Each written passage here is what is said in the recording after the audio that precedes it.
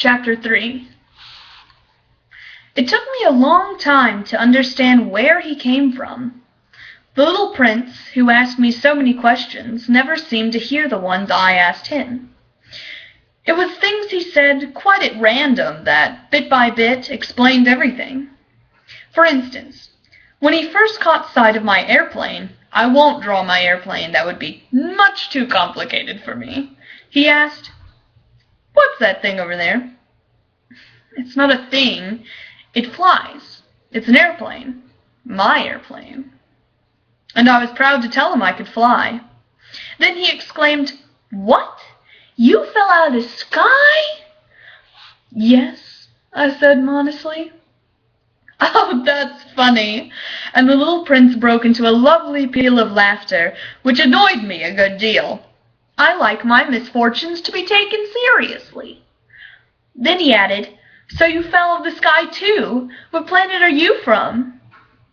That was when I had the first clue to the mystery of his presence, and I questioned him sharply, "Do you come from another planet?" But he made no answer. He shook his head a little, still staring at my airplane. "Of course, that couldn't have brought you from very far." And he fell into a reverie that lasted a long while. Then, taking my sheep out of his pocket, he plunged into contemplation of his treasure.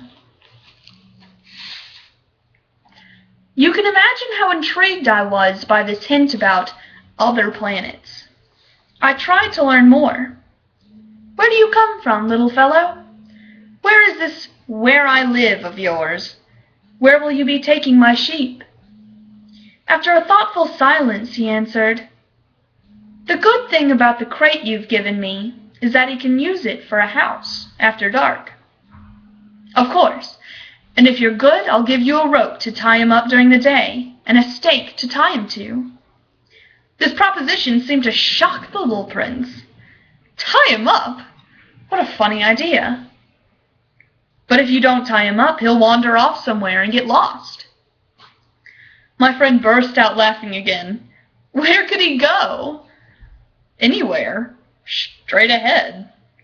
Then the little prince remarked quite seriously, "Even if he did, everything's so small where I live." And he added, perhaps a little sadly, "Straight ahead, you can't go very far."